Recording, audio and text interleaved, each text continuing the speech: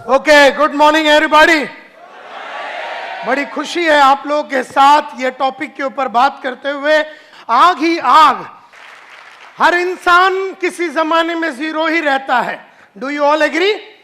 हर इंसान किसी जमाने में जीरो रहता है और फिर वो तैयारी करता है जीत की और वो फिर हीरो बनने का कार्यक्रम चालू हो जाता है।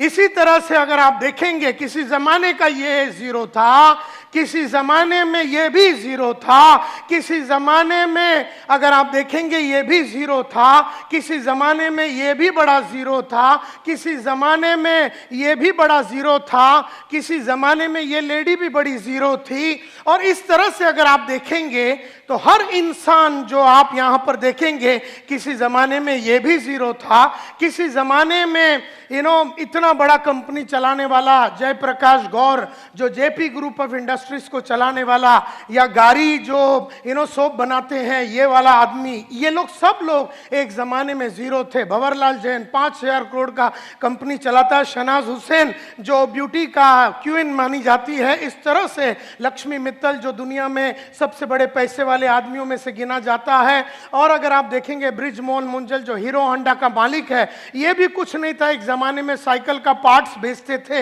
ये लोग। और अगर आप देखेंगे जो पेप्सी को चलाती है इंदिरा नुई जो चेन्नई की रहने वाली और अमेरिका में बैठती है, किसी ज़माने में ये भी चेन्नई की गलियों में ज़ीरो थी। धीरूभाई अंबानी भी ज़ीरो था। शिखा शर्मा जो आज एक्सिस बैंक चलाती है as the managing director of Axis Bank, ये भी एक ज़माने में ज़ीरो थी। नंदन नीलकनी जिन्होंने इन्फोसिस को शुरू किया, ये भी एक ज़माने में ज़ीरो थे। और आज के तारीख में इंडिया का सबसे नंबर 1 पैसे वाला आदमी, आज के तारीख में इंडिया में मुकेश अंबानी से भी ज्यादा पैसे वाला आदमी का नाम है दिलीप सांघवी। आज इंडिया का इस वक्त 10:30 बजे इंडिया का सबसे ज्यादा पैसे वाला आदमी है दिलीप सांघवी। एक जमाने में आज से 30 साल पहले ये भी जीरो था। सन फार्मास्यूटिकल्स का मालिक माना जाता है। आज मुकेश अंबानी से भी ज्यादा पैसा है इसके पास।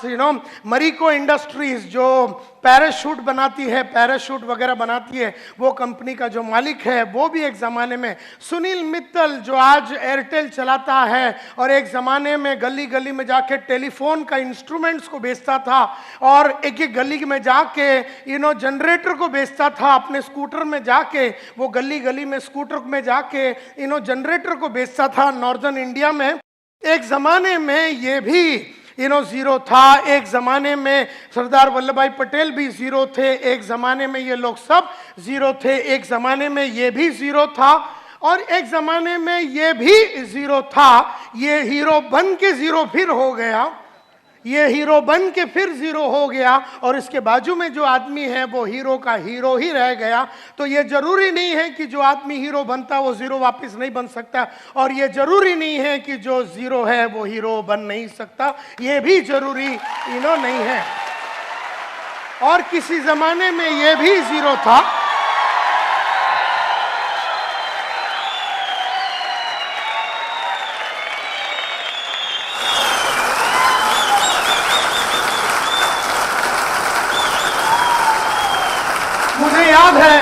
मुझे याद है मैं साहब को मिला था, मोहम्मद माजिद साहब को मिला था 2007 में केरला में।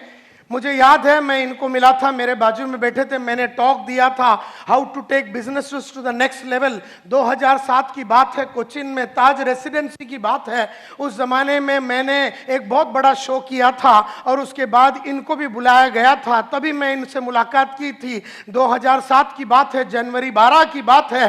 तो ये इंसान को मैं तब से जानता हूं, तो आपको इस कंपनी में विश्वास न करने का कारण ही नहीं है,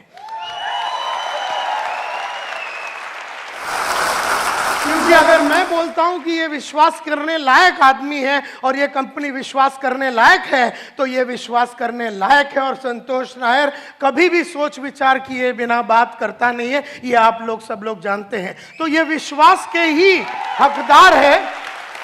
और केरला में जब इनको अवार्ड दिया गया था for the best performer and the best entrepreneur, इस तरह से केरला में इनका बड़ा नाम है और आज तुम्हारे साथ वो काम कर रहा है। तो मुझे बड़ी खुशी है कि इस तरह का कंपनी में तुम लोग काम कर रहे हो। और किसी जमाने में ये भी जीरो था,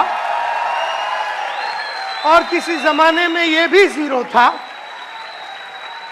और किसी जमाने में ये भी जीरो था, और किसी जमाने में ये भी जीरो था, और किसी जमाने में ये भी जीरो था, और किसी जमाने में ये और ये और ये सब लोग जीरो थे, और किसी जमाने में हम भी जीरो थे, और किसी जमाने में ये और ये और ये और ये लोग सब जीरो थे।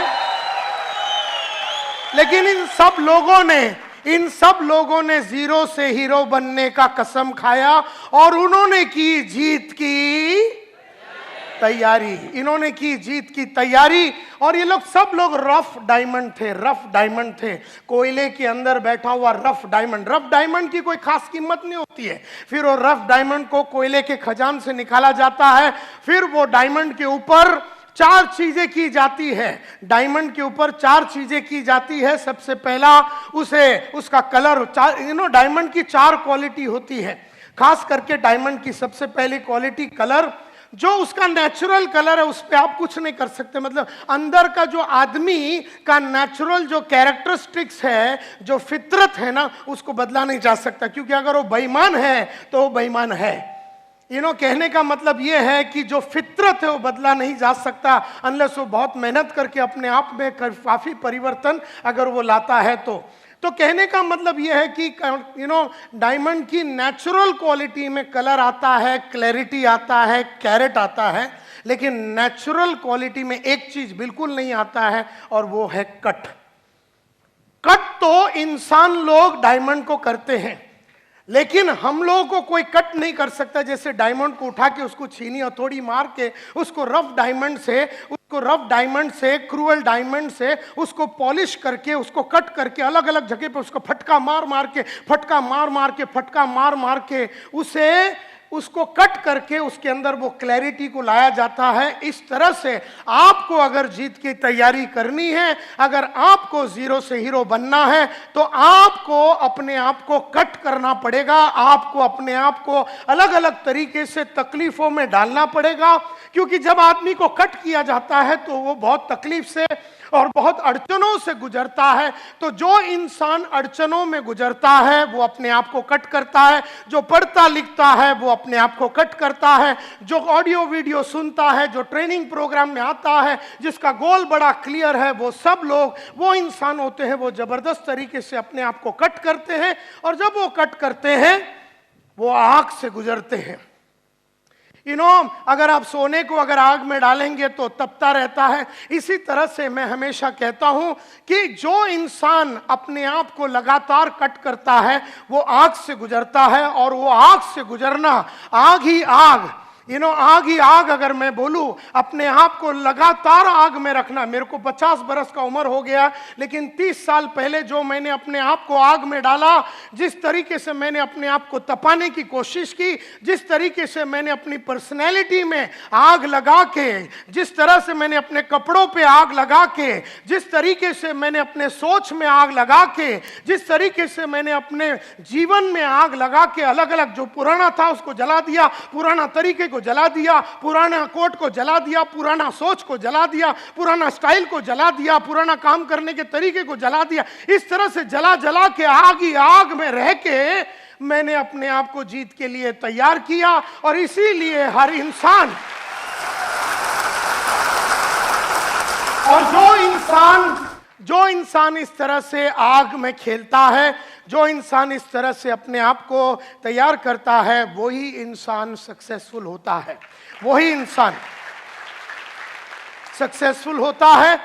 और मैं अगर अपनी कहानी शुरू करूं और ये बताऊं तो आज से कई साल पहले की बात है। 1983 में मैंने अपना करियर चालू किया as a door to door salesman.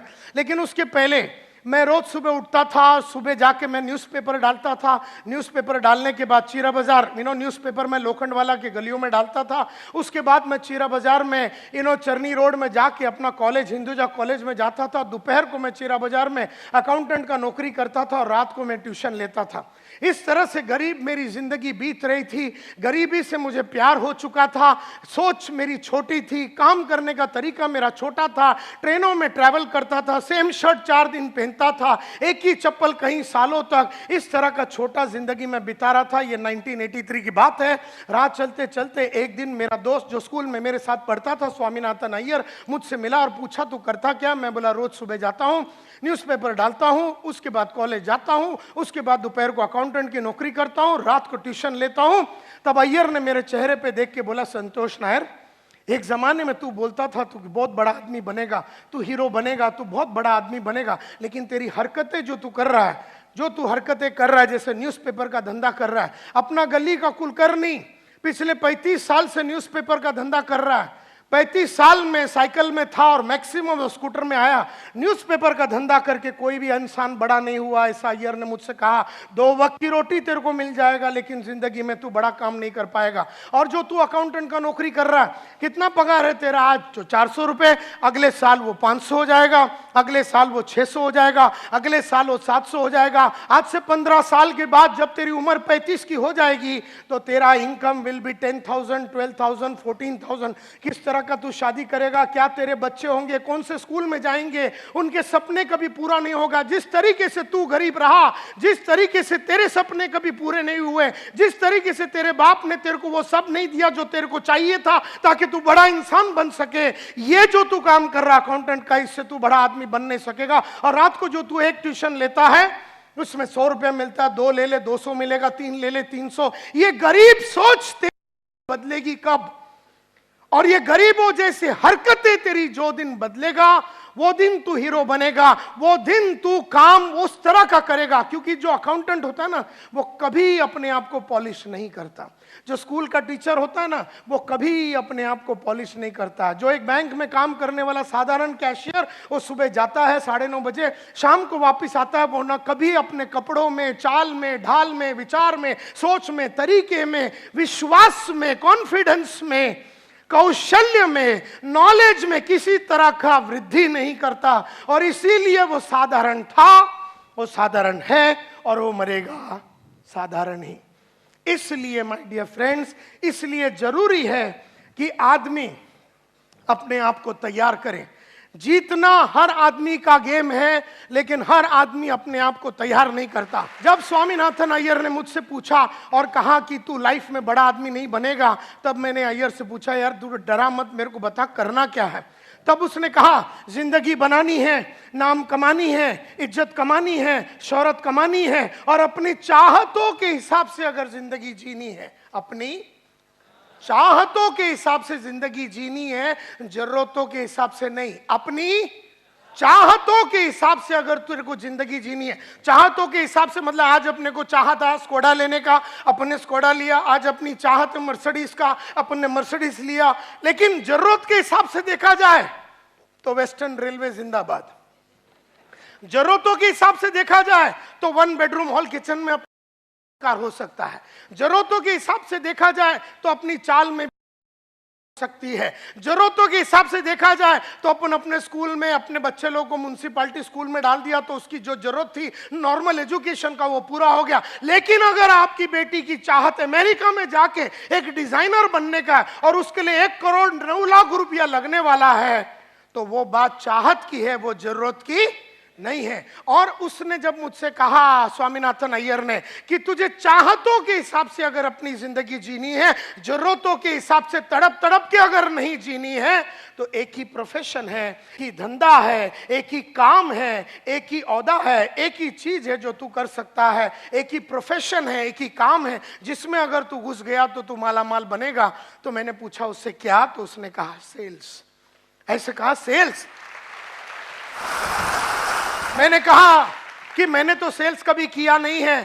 तो उसने कहा, अमिताभ एक्टिंग के पहले कभी एक्टिंग नहीं किया, आशा भोसले गाना गाने के पहले गाना कभी गाया नहीं, मोहम्मद मजीद जो साहब है वो आयुर्वेदिक के बारे में पढ़ाई करने के पहले में, उसके पहले उसको मालूमात नहीं थी, डॉक्टर बनने के पहले वो डॉक्टर था नहीं। तो हर इंसान को तैयार करना पड़ता है अपने आप को, और तुझे भी सेल्स में अपने आप को तैयार करना पड़ेगा। चला जा तू सेल्स की दुनिया में, और अगर तुझे महीने का 5,000 चाहिए तो 5,000 मिलेगा, महीने का 50,000 चाहिए तो सेल्स में 50 मिलेगा। मैंने कहा 5 लाख रुपया चाहिए तो सेल्स में मिलेगा। तेरी चाहतों के हिसाब से तेरी दुनिया चलेगी। ऐसा जब अय्यर ने मुझसे कहा तो मैंने ठान लिया मन में कि अभी तैयारी करनी है जीत की, और ठान लिया मन में कि अब जीरो रहना नहीं है, और ठान लिया मन में कि अब कट करना है अपने आप को और डायमंड बनना है लाइफ में। और तब मैंने डिसाइड किया कि मैं सेल्समैन बनूंगा। तो उन दिनों में मैंने बहुत सारे इश्तिहार में अप्लाई किया,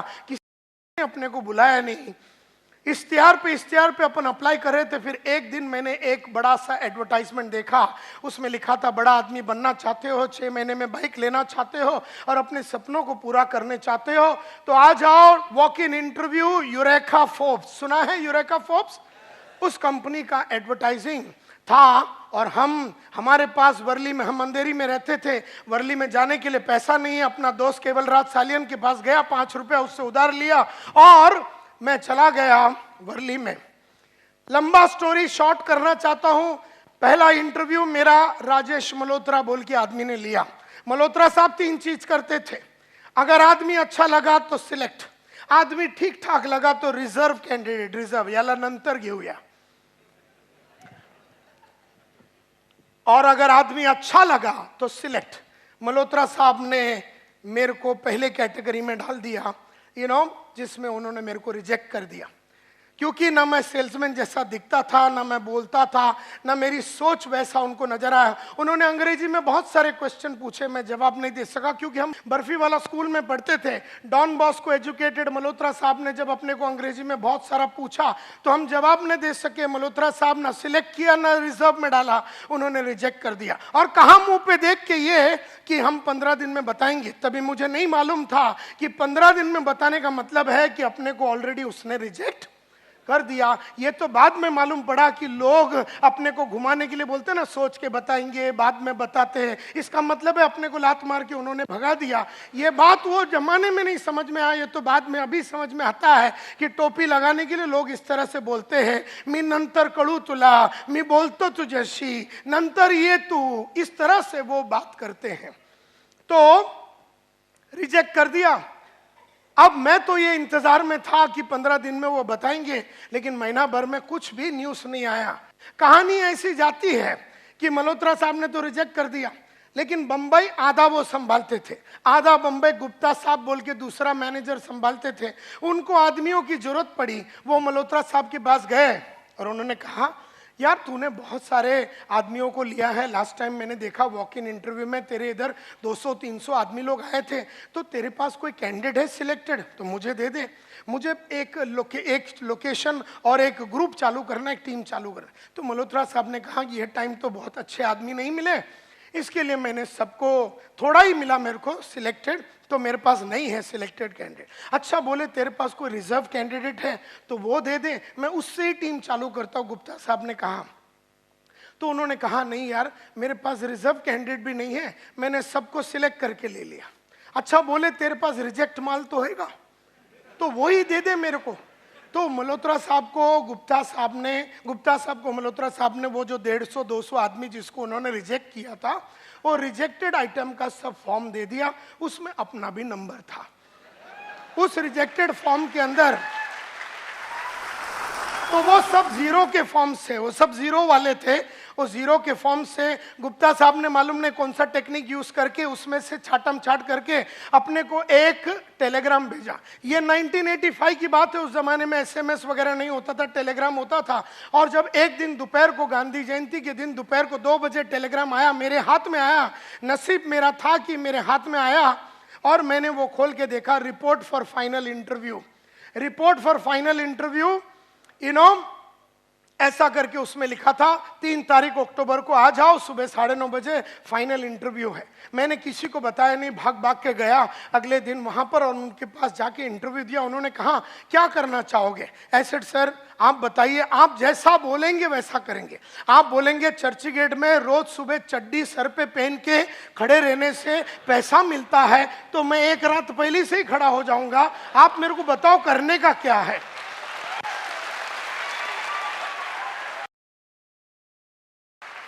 तो इस तरह से मैंने उनसे पूछा, उसने कहा कि क्या कर, मैं बोला सर मेरे को पैसे चाहिए। बोलता ये लाइन में बड़ा इज्जत है, नाम है, शौर्य। मैं बोला इज्जत बिज्जत नहीं चाहिए, अपने को रोकड़ा चाहिए, क्योंकि 18 महीने से भाड़ा नहीं भरा है महाराष्ट्र हाउसिंग बोर्ड को। माँ का इलाज के लिए पैसा नहीं है, बड़ी बहन का शादी नहीं हो रहा, पैसे नहीं है घर में, छोटी बहन का शादी नहीं हो रहा, पैसे नहीं है हाथ में, डॉक्टर को 6 महीने से पैसा नहीं दिया, किराने वाले को 6 महीने से पैसा नहीं दिया, न्यूज़पेपर वाले को 3 महीने से पैसा नहीं दिया, मेरे को आगे पढ़ने का था, पैसा नहीं था। ऐसे सिचुएशन में ये बोलता है इज्जत मिलेगा, नाम मिलेगा, वो किधर डालेगा अपन? तो हमने कहा मेरे को इज्जत बिज्जत नहीं चाहिए सर, अपने को बताओ रोकड़ा कैसा कमाने का है, टेल मी पैसा कैसा कमाने का। बोलता है I will teach you how to sell. एक बैच मैं कल सुबह 4 अक्टूबर को चालू कर रहा हूं, मैं एक बैच चालू कर रहा हूं 14-15 लोगों का, और एक मैं 15 दिन के बाद ज्वाइन चालू कर रहा हूं, तू कौन सा ज्वाइन करना चाहेगा? तो हीरो जो 0 लोग होते हैं ना, तो मैंने बोला 15 दिन के बाद आता हूं। ये 0 लोग का यही काम होता है, कल सुबह मौका है, वो 0 लोग कभी पकड़ेंगे नहीं, 15 दिन डीले कर। मैं बोला 15 दिन के बाद आता हूँ, बाकी सब काम सल्टा बिल्टा के मैं आता हूँ। अभी सल्टाने के लिए क्या है लाइफ में? कुछ भी है नहीं, 8 आना है नहीं तेरे जेब में, क्या सल्टाएगा तू? फिर 0 लोग ऐसे बात करते हैं, मैं सल्टा के आता हूँ जैसे कि अंबानी की औलाद है, बहुत कुछ सल्टा के आने का है, इधर कुछ है नहीं।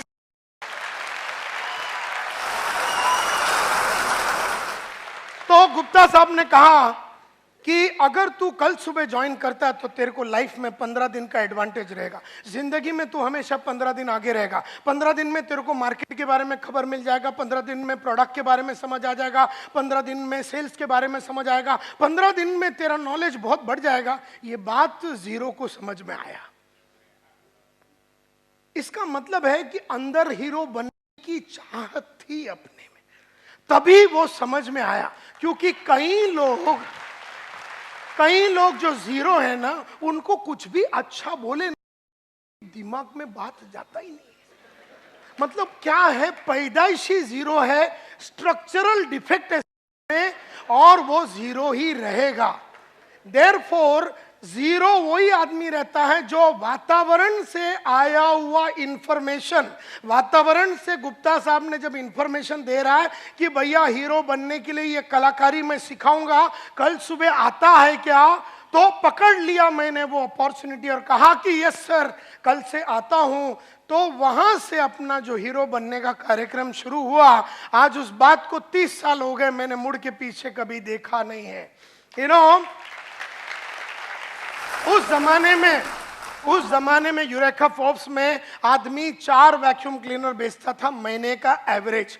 3,500 सेल्समैन होते थे हमारे कंपनी में, और 3,500 सेल्समैन का एवरेज निकालेगा तो वैक्यूम क्लीनर जो साफ सफाई करने का जो मशीन है उसमें एवरेज 4 का बिकता था।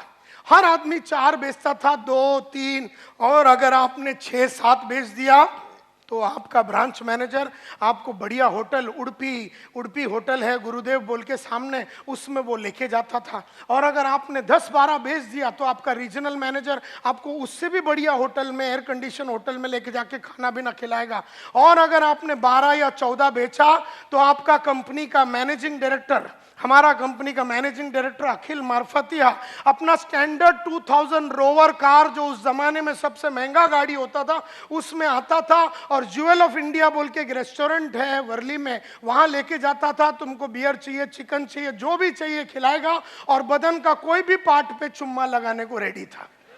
अगर तुमने 14 बेचा और मार्फतिया साहब को बोला इधर चुम्मा लगाओ, तो वो तेरे कुंडी में चुम्मा लगाएगा, क्योंकि उसको सेल्समैनों से बहुत प्यार था। उसको लगता था कि जो 14-15 बेचता वो बापू है, बापू। और वो जमाने में अपना 5 दिन का ट्रेनिंग हुआ, 4 अक्टूबर को ज्वाइन किया, 11 अक्टूबर को ग्रैंड रोड बाजार में अपन उतरा। You know, my territory was red light area. मेरे को मेरे बॉस ने बोला उधर जा। मैं बोला सर उधर कैसा माल बेचेंगे, वैक्यूम क्लीनर? बोलता उधर बहुत पोटेंशियल है। तो मेरे को लगा कि गुप्ता साहब जाते होंगे तो उनको पोटेंशियल के बारे में ज्यादा मालूम है, तो मैंने मन में ठान लिया कि मैं उधर ही बेचेगा। लेडीज एंड जेंटलमैन, मुझे खुशी है कि 20 दिन में मार्केट में था वो एरिया के अंदर 26 वैक्यूम क्लीनर बेचा मैंने पहले महीने में।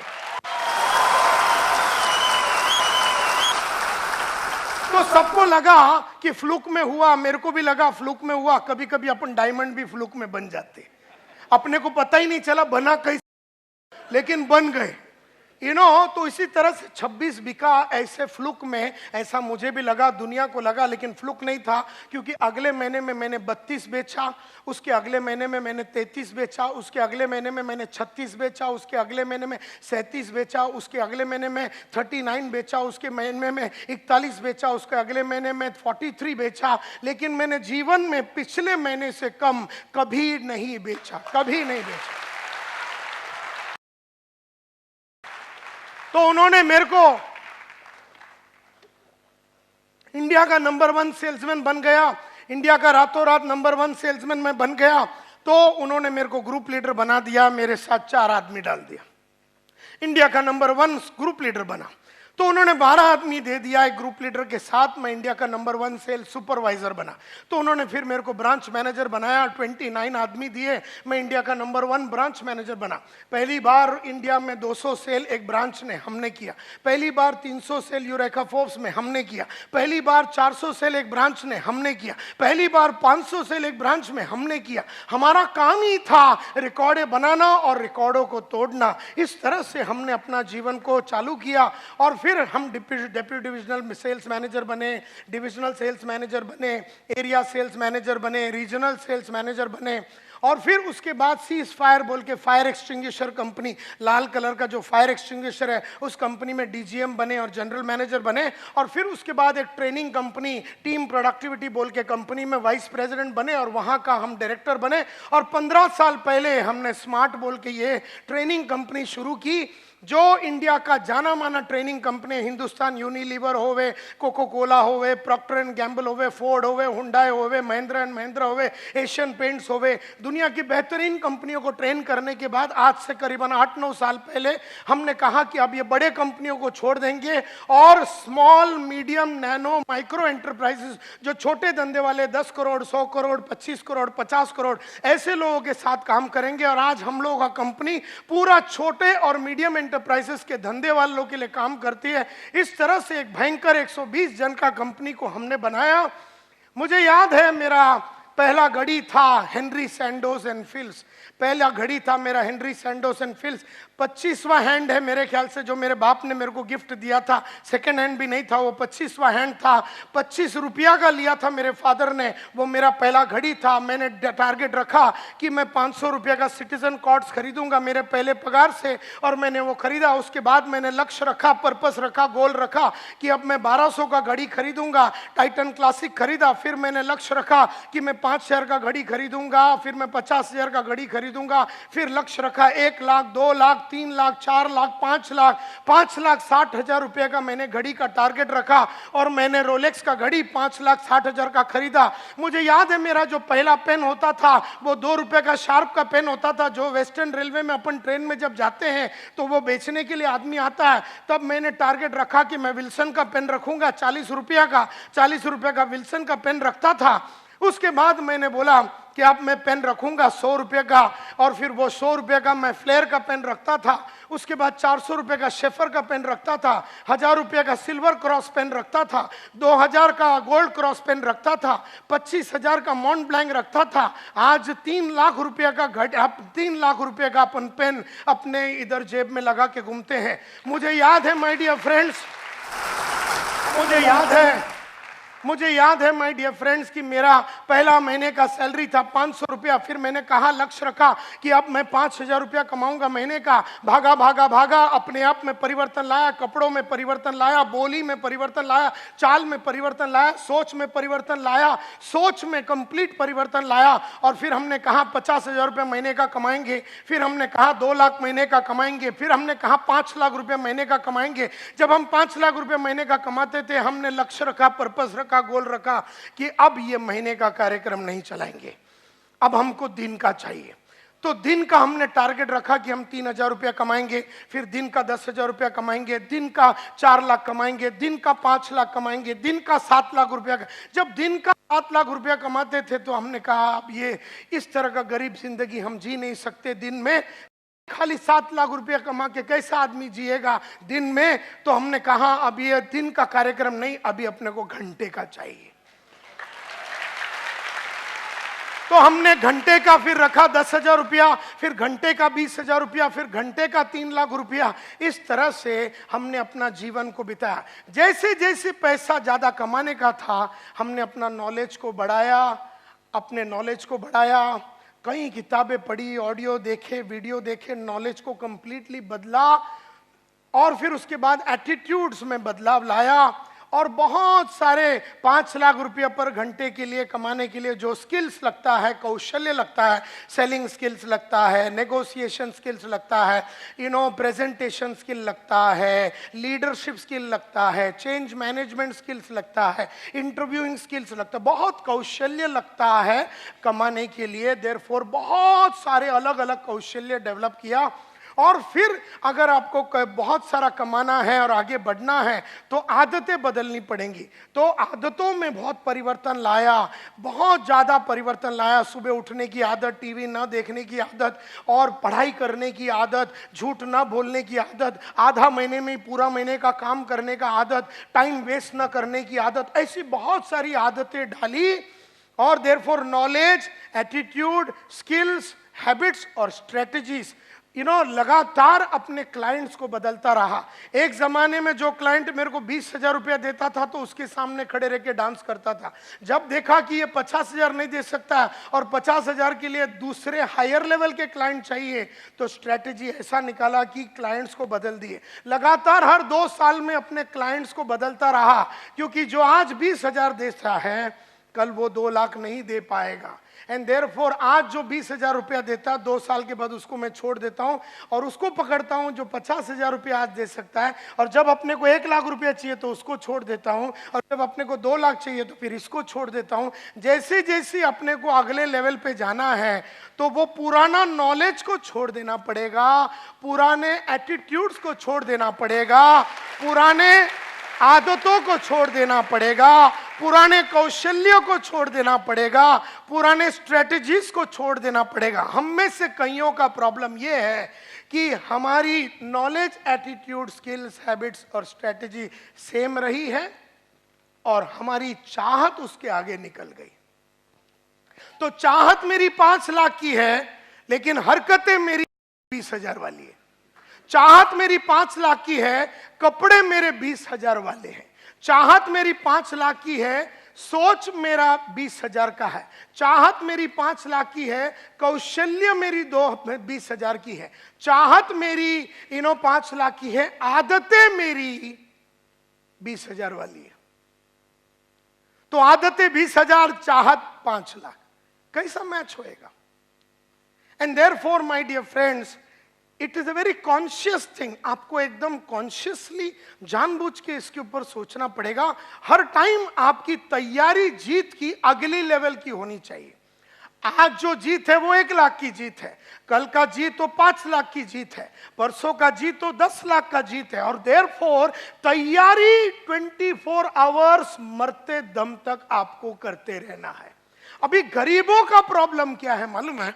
ये तैयारी ही नहीं करते। इनको जो घर है ना वो घर से बहुत सुख है। ये जो चाल में रहते हैं उस चाल का सुगंध इनको बहुत अच्छा लगता है। ये जो रेलवे स्टेशन के बाजू में रहते हैं उनको उधर का सुगंध और आवाज, रेलवे का आवाज नहीं आवे, नींद नहीं आवे।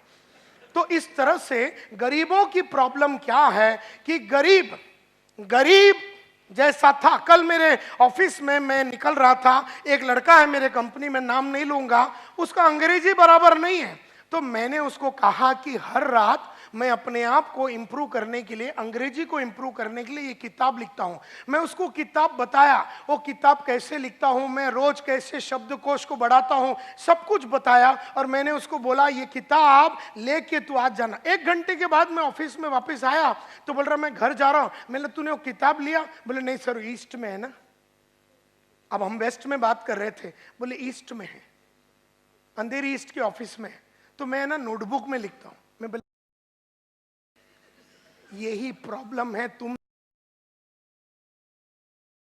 छोटी सोच वाली औलाद ऐसे ही मैंने उसको बोला, तेरे को मैं बोलता हूं कि ये बुक लिख, तेरे को बुक बताता हूं, तेरे को बताता हूं कि मैंने अपने अंग्रेजी को कैसे सुधारा, तेरे को मैं रास्ता बताता हूं, तेरे को मैं बुक खोल के पूरा डिटेल में तेरे को बताता हूं कि कैसा रोज रात को मैं लिखता हूं, एक एक करके मैं कैसे लिखता हूं कि आज मैंने क्या अचीवमेंट किया अंग्रेजी के लिए, इससे मेरे को क्या फायदा हुआ, कल मैं अंग्रेजी को कैसे सुधारूंगा और उसके लिए क्या कदम लूंगा। मैं तेरे सामने ऐसा 10 बुक दिखाया, ये बुक तेरे को बोलता अपना ईस्ट वाले ऑफिस में जाके ले, और मेरे को बोलता ईस्ट में।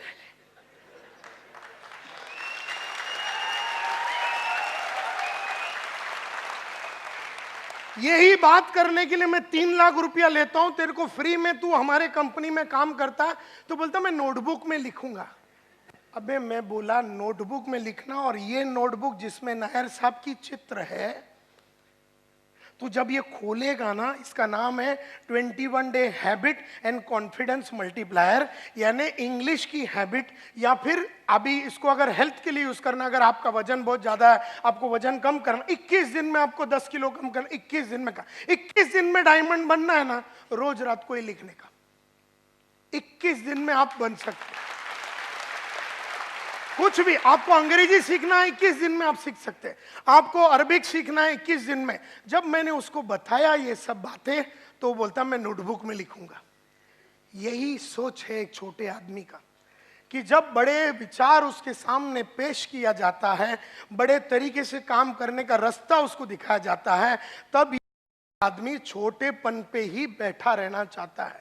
यही प्रॉब्लम है इस दुनिया का, क्योंकि वो उसको मैं बोलता हूं तैयारी कैसा करने का, उसको समझ में नहीं आ रहा। वो ये बुक छोड़ के अंधेरी ईस्ट तक जाने के लिए आधा घंटा पौना घंटा लगेगा, और रिटर्न आना, यानी बदन को जो तकलीफ लगेगा, फिजिकल पेन जो लगेगा, जो तकलीफ लगेगा, खर्चा लगेगा, और वहां जाके उसको लाना, उसने उस चीज को पोस्टपोन ही कर दिया। And that is why a large number of people अपने आप को बना नहीं सकते हैं, क्योंकि वो तैयारी जीत की नहीं कर रहे, वो हमेशा तैयारी हार का कर रहा है। वो आदमी जिसकी हरकत कल थी, वो जीत की तैयारी नहीं थी, वो हारने की तैयारी थी। तो जीतने वाले उसको लेसन सिखा रहे, लेकिन हारने वाले को इतनी जमाने से हारने की आदत, क्योंकि उसका उम्र चाहे 35 का है और 15 साल से जानता है कि मेरी अंग्रेजी खराब है, और 6 महीने में अंग्रेजी सुधार सकता है अगर वो मन में ठान लेगा। लेकिन गरीबों की प्रॉब्लम यही है कि तैयारी और जीत के लिए आगे बढ़ने की तैयारी करने से कतराता है। ये प्रॉब्लम है उसका। देयरफॉर मैं यहां खड़े रह के मुजरा करूं या कुचिपुड़ी करूं या भरतनाट्यम करूं, गरीबों को ठेंगा कोई फर्क पड़ने वाला नहीं है। अगर कल रात को आप चाल में गाली दे रहे थे अपने आप को कि कैसे मैं 2 बेडरूम हॉल किचन में जाऊं, आप अस्वस्थ थे, आपकी छोटी जिंदगी से आप परेशान थे, आपका लड़का या लड़की छोटे स्कूल में जा रहे और कॉन्वेंट में नहीं जा रहे, इससे आपको गुस्सा आता है, तो ही आप कदम लेंगे। लेकिन आप ये सोचते मैं तो पढ़ा नहीं, मेरा लड़का म्युनिसिपैलिटी में जाता है, बहुत बढ़िया। तो प्रॉब्लम ये है माय डियर फ्रेंड्स कि तैयारी जो जीत की होती है, वो हर आदमी जब जीतने के लिए तैयार होता है वो जीरो रहता है और उसे हीरो बनना पड़ता है। इस तरह से मुझे याद है कि मेरा पहला जो गाड़ी था, पहला जो बाइक था, वो मैं वेस्टर्न रेलवे में जाता था। उसके बाद मैंने पहला सेकेंड हैंड कावासाकी बजाज खरीदा। फिर मैंने कहा कि इसके ऊपर ज़्यादा देर में वक्त नहीं बिताऊंगा, तो मैंने राजदूत 175 टेलीस्कोपिक सस्पेंशन वाला बाइक लिया। उसको मैंने थोड़े दिन चलाया, मैं बोला इसको ज़्यादा दिन नहीं चलाऊंगा। सेकेंड हैंड प्रीमियर पद्मिनी का लक्ष्य रखा। जो दिन मैंने वो खरीदा वही दिन हमने लक्ष्य रखा कि हम मारुति 800 लेंगे। जो दिन हमने मारुति 800 लिया, उसी दिन उसी क्षण जब उसको महालक्ष्मी टेम्पल में लेके जाके पूजा करके वापस आ रहे थे, हमने अगला गाड़ी मारुति एस्ट्रीम 6,35,000 रुपए का टारगेट रखा। जो दिन हम सिद्धि विनायक से उसको पूजा करके ला रहे थे, वही दिन 15 लाख हुंडई सोनाटा का टारगेट रखा। जो दिन उसकी पूजा करके वापस ला रहे थे, उसी दिन हमने टारगेट रखा कि मर्सिडीज सी क्लास, मतलब ई क्लास लेंगे 54 लाख रुपए का। जो दिन 54 लाख का मर्सिडीज लिया, उसी दिन हमने लक्ष्य रखा कि एस क्लास मर्सिडीज लेंगे। जो दिन हमने एस क्लास मर्सिडीज लिया 6 करोड़ का रोल्स रॉयस लेने का, वही दिन टारगेट हमने सेट कर दिया। तो पैसा हो, घड़ी हो, गाड़ी हो, लाइफ हो, 2 बेडरूम हो, 3 बेडरूम हो, 4 बेडरूम हो, कंपनी हो, ये सब चीजें जैसा अपने को चाहिए था वैसा अपने को मिला, क्योंकि अपन ने जीत की तैयारी की। हम जीरो थे लेकिन हम हीरो बनना चाहते थे। हम रॉ डायमंड थे, हम कट करने को रेडी थे, हम औरों को कट करने को देने के लिए रेडी थे।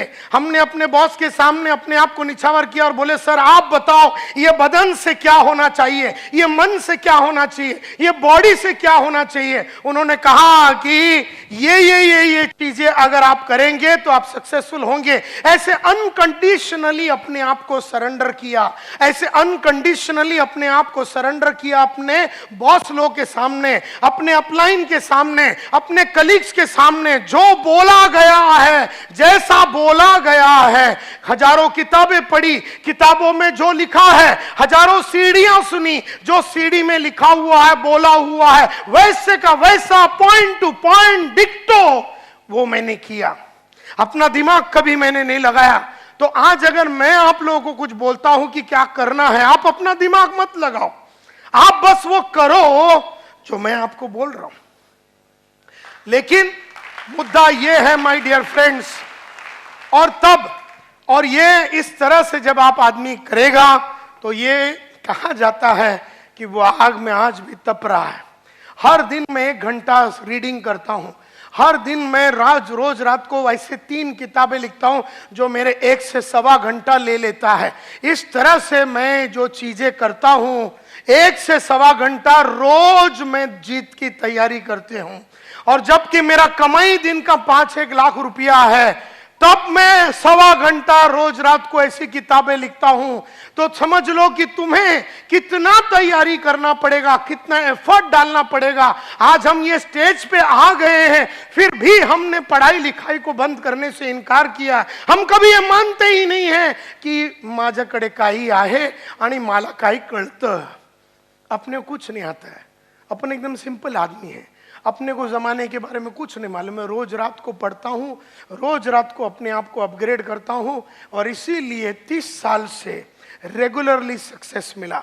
कईयों को 1 साल सक्सेस मिलता है, फिर नीचे चला जाता है, फिर 6 महीना गायब रहता है, फिर थोड़ा सक्सेस मिलता है, फिर वो नीचे चला जाता है, फिर थोड़ा मिलता है, फिर वो गाँव चला जाता है, फिर नीचे चला जाता है। इस तरह से लाइफ बढ़ता नहीं है, इस तरह से लाइफ बनता नहीं है। तो माय डियर फ्रेंड्स, मुझसे लोग देयरफॉर पूछते हैं कि सर ये सभी लोग जो थे जिनके बारे में आपने कहा जो जीरो थे और हीरो बने कैसे, तो मैंने स्टडी किया उनके लाइफ को, मेरे लाइफ को, और दुनिया के बेहतरीन विश्वनाथन आनंद जो चेस प्लेयर है, दुनिया के बेहतरीन बैट्समैन, दुनिया के बेहतरीन एक्टर, इनके लाइफ को, दुनिया के बेहतरीन नेटवर्कर। मैं नेटवर्किंग इंडस्ट्री में 1989 में घुसा था। I was India first representative. 1988 में इंडिया का सबसे पहला रिप्रेजेंटेटिव था। डायरेक्ट सेल्स के लिए मेरे को भेजा गया बर्लिन में, जर्मनी में, वर्ल्ड डायरेक्ट सेल्स कांग्रेस में, जहां पर दुनिया की बेहतरीन वर्ल्ड कॉरपोरेशन का कॉन्फ्रेंस हुआ था। और आज से करीबन 30 साल पहले मैं पहली बार नेटवर्किंग से वाकिफ हुआ। तो मेरा पहचान और मेरी अंडरस्टैंडिंग और मेरी क्लैरिटी 30 साल पुरानी है। और मैंने इन 30 सालों में देखा कि लगातार कुछ लोग आगे बढ़ते हैं और कुछ लोग ऊपर नीचे, और कुछ लोग बढ़ ही नहीं रहे हैं, वो उठ ही नहीं पा रहे हैं। तो ऐसा क्यों हुआ? तो मैं एक वॉयज ऑफ डिस्कवरी में गया। मैंने कईयों की बायोग्राफी पढ़ी, ऑटोबायोग्राफी पढ़ी, मैंने बहुत सारे लोगों का मीटिंग किया, और मैंने बहुत सारे चीजें सोचा, और दुनिया की बेहतरीन MLM और नेटवर्क मार्केटिंग के लोगों से वर्ल्ड वाइड मिला। एमवे का मालिक, एवरीश्लेन का मालिक, एवॉन का मालिक, सब मेरे बाजू में बैठे रहते थे आज से करीबन 25-30 साल पहले। और उन सब लोगों को वर्ल्ड की सबसे बढ़िया कंपनी की, एमएलएम कंपनी की लोगों से मेरा उठना बैठना हुआ था 30 साल पहले। उन सब से सीखा और मैंने पूछा अपने आप से, दुनिया के लिए पूछा कि सक्सेस का फॉर्मूला क्या है। तब मुझे समझ में आया, success everybody wants it, yes और नो। मैंने देखा कि किसी को भी पूछो सक्सेस चाहिए, तो मुझे लगा कि हार्ड वर्क शायद सक्सेस का फॉर्मूला रहेगा। लेकिन मैं आज आपको बताना चाहता हूं, हार्ड वर्क का सक्सेस से कोई लेना देना नहीं है। क्योंकि अगर हार्ड वर्क ही सक्सेस का फॉर्मूला है तो मेरे बाजू में एक आदमी रिक्शा चला रहा, पिछले 30 साल से गरीब था, गरीब है, गरीब रहेगा। तो हार्ड वर्क का सक्सेस से कोई लेना देना नहीं है। हाँ, शायद हार्ड वर्क एक चीज हो सकता है सक्सेस के लिए, एक एलिमेंट हो सकता है सक्सेस के लिए, लेकिन सिर्फ हार्ड वर्क से आदमी लाइफ नहीं बना सकता। क्योंकि अगर सिर्फ हार्ड वर्क करना है तो मजूर लोग भी रोज हार्ड वर्क करते हैं लेकिन उनका लाइफ सक्सेसफुल नहीं होता। देयरफॉर हार्ड वर्क शायद सक्सेस का एक फॉर्मूला है, लेकिन सिर्फ हार्ड वर्क से सक्सेस नहीं मिलता। फिर हमने देखा कि सीक्रेट ऑफ सक्सेस अगर जानना है तो क्या देखना है, हमें क्या यह देखना है कि आदमी ने क्या किया।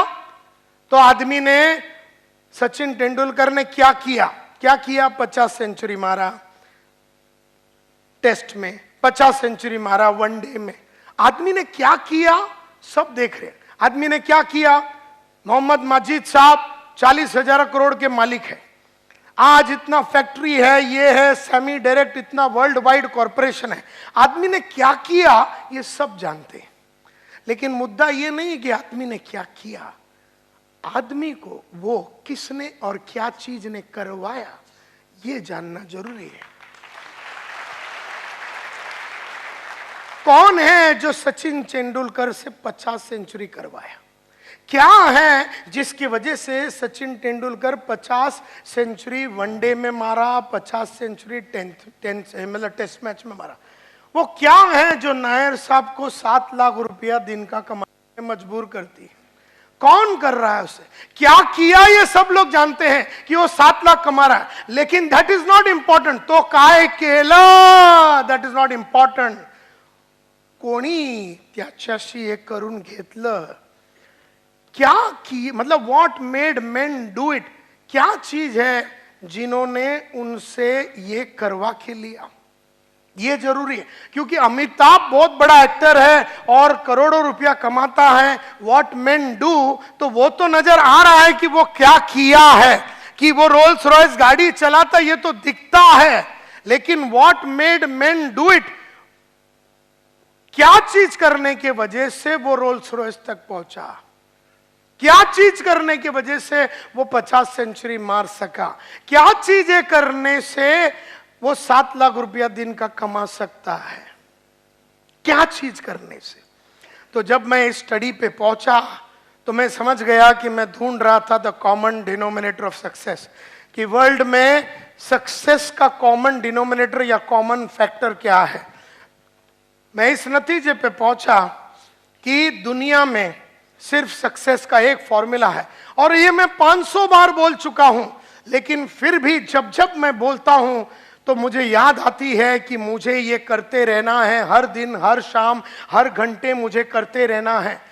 जानना और करने में बहुत फर्क है। जानने वाले लोग इंटेलिजेंट होते हैं, करने वाले लोग वाइज होते हैं।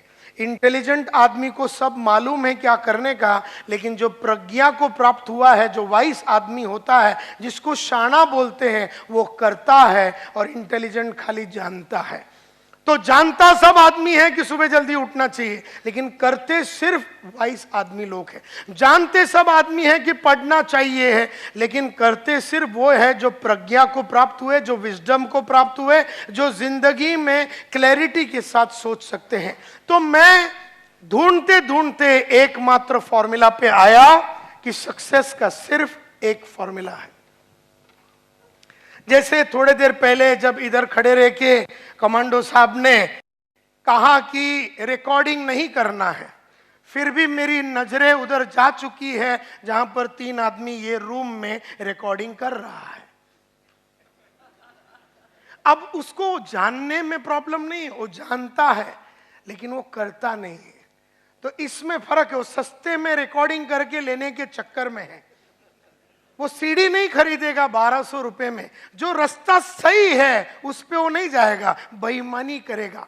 तो ये जो रिकॉर्डिंग चालू है, जो भी कर रहा है वो बेईमान।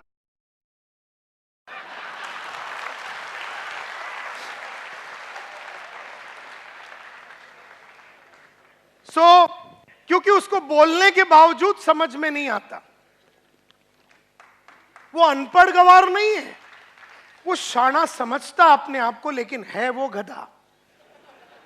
समझने से शाना कोई नहीं होता, बनने से ही शाना होता है।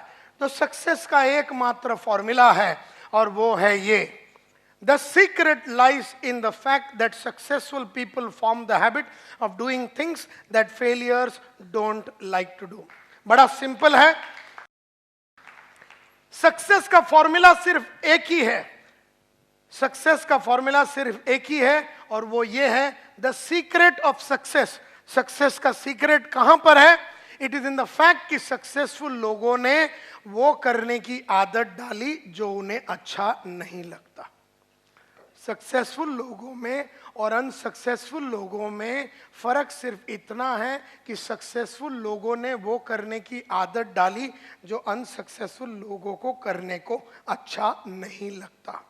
सक्सेसफुल लोगों में और अनसक्सेसफुल लोगों में, कामयाब लोगों में और नाकामयाब लोगों में फर्क सिर्फ इतना है कि कामयाब आदमी ने वो करने की आदत डाली जो उसे अच्छा नहीं लगता और नाकामयाब आदमी हमेशा वो करता है जो उसे अच्छा लगता है। मुझे भी सुबह उठने को अच्छा नहीं लगता, तुम्हें भी सुबह उठने को अच्छा नहीं लगता, लेकिन रोज सुबह 5:15 बजे उठ के मैंने उठने की आदत डाली। मुझे भी पढ़ने को रोज 1 घंटा सुबह पढ़ने को अच्छा नहीं लगता, तुम्हें भी रोज सुबह 1 घंटा पढ़ने को अच्छा नहीं लगता, लेकिन रोज सुबह मैंने 1 घंटा पढ़ पढ़ के मैंने पढ़ने की आदत डाली। मुझे रोज सुबह जू बीच में जाके 1 घंटा चलने को अच्छा नहीं लगता, लेकिन रोज सुबह मैं और मेरी बीवी जू बीच में जाके चल के चलने की और एक्सरसाइज करने की आदत। मुझे भी रोज सुबह आधा घंटा मेडिटेशन करने को अच्छा नहीं लगता, तुम्हें भी वो चीजें करने को अच्छा नहीं लगता, लेकिन मैंने रोज सुबह आधा घंटा मेडिटेशन कर करके मैंने करने की आदत डाली। मुझे भी टीवी देखने को अच्छा लगता है, तुम्हें भी टीवी देखने को अच्छा लगता है, लेकिन मैंने नहीं देख के ना देखने की आदत डाली और तुम देख के देखने की आदत डाली। तुम जो भी कुछ हो तुम्हारी आदत के वजह से हो, मैं जो भी कुछ हूं मेरी आदत के वजह से हूं। सिंपल। मैंने वो किया जो अच्छा नहीं लगता, तुमने वो किया जो तुम्हें अच्छा लगता है। सिर्फ एक ही फॉर्मूला है सक्सेस का, और गरीब हो या अमीर हो सब पे लागू होता है एक कच फॉर्मूला: वो करो जो अच्छा नहीं लगता। मुझे भी बड़े बड़े लोगों को मिलने को अच्छा नहीं लगता, तुम्हें भी बड़े बड़े लोगों को मिलने को अच्छा नहीं लगता, लेकिन मैंने बड़े बड़े लोगों को मिल मिल के अपना बड़े लोगों को मिलने का कॉन्फिडेंस बढ़ाया। हम लोग छोटे लोगों को मिल के छोटे लोगों में खुश रहने की हमने आदत डाली। मुझे भी झूठ बोलने को अच्छा लगता है, तुम्हें भी झूठ बोलने को अच्छा लगता है, लेकिन मैंने नहीं बोल के न बोलने की आदत डाली। और कई डाउनलाइन ने अपने अपलाइन को टोपी लगा के टोपी लगाने की आदत डाली। मुझे भी रोज काम करने को अच्छा नहीं लगता, तुम्हें भी रोज काम करने को अच्छा नहीं लगता, लेकिन मैंने रोज काम करके रोज रेगुलरली काम करने की आदत डाली। तुमने कभी कभी काम करके कभी कभी काम करने की आदत डाली। तुम जो भी कुछ हो तुम्हारी आदत की वजह से, अमिताभ जो भी कुछ है उसकी आदत की वजह से, मैं जो भी कुछ हूं मेरी आदत की वजह से है। हम सब लोग जो भी कुछ है हमारी आदत की वजह। और मैं ये बोलता हूं क्वालिफिकेशन से कोई फर्क नहीं पड़ता है, एजुकेशन से कोई फर्क नहीं पड़ता है। तुम कहां से आए, तुम महाराष्ट्रन हो, हिंदू हो, मुसलमान हो, तुम सिख हो, ईसाई हो, तुम्हारा बाप गरीब था, तुम चाल में रहते थे, तुमने पढ़ाई किया नहीं किया, तुम्हारा सपोर्ट है सपोर्ट नहीं है, तुम्हारा अच्छा कांटेक्ट है नहीं है, तुम चाल में रहते थे बिल्डिंग में रहते थे, इससे कोई फर्क नहीं पड़ता। तुम्हें सिर्फ वो करना है जो तुम्हें अच्छा नहीं लगता। कई लोग इधर आके बैठ के, कई लेक्चर में आके बैठ के सो जाते हैं, बैठ के सो जाते हैं, क्योंकि उनको लेक्चर में आके बैठ के सोने की आदत लग गई। और कोई लोग है किताब लेके आते, बोले इंपॉर्टेंट पॉइंट लिखते हैं, चलो इंपॉर्टेंट पॉइंट लिखते हैं। और कई लोग ऐसे खाली हाथ, मैं जिधर भी जाता हूं नोट्स बनाता हूं, तुम जिधर भी जाते हो नोट्स नहीं बनाते हो। फर्क सिर्फ इतना ही है, मैं वो बुक लेके आता हूं और पॉइंट लिखता हूं। मैं प्रोग्राम खत्म होने के बाद रात को घर में जाता हूं और पूरे दिन में जो प्रोग्राम में जो ट्रेनर ने सिखाया, करीबन 1.5 से 3 घंटा बैठ के पूरा दिन में क्या सीखा वो पूरा लिख देता हूं। तो तुम्हारे जगह पे मैं आज अगर होगा तो रात को सोने के पहले 200 पेज की किताब में संतोष नायर ने आज सुबह 10 बजे से लेके 10:30 से लेके 1:30-2 बजे तक क्या बताया वो मैं पूरा लाइन से लिखूंगा। नायर साहब ने सक्सेस का फॉर्मूला बताया, नायर साहब ने बताया, नायर साहब ने ये बताया। ऐसे लिखते लिखते मैं 3-3:30 बजा डालूंगा। और तुम में से कई ऐसे लोग हैं बराबर रात को 10 बजे राणा प्रताप देखेंगे, उसके बाद कुछ तो लोग कहेंगे देखेंगे, उसके बाद 11 बजे आहट देखेंगे, और फिर बाजू में जो आइटम है उसको पकड़ के सो जाएंगे। जब तुम सो रहे हो मैं लिख रहा हूं, जब तुम सो रहे हो और कार्यक्रम कर रहे हो मैं लिख रहा हूं। फर्क सिर्फ इतना है, मैं लिखने के बाद कार्यक्रम करता हूं, तुम कार्यक्रम करके सो जाते हो।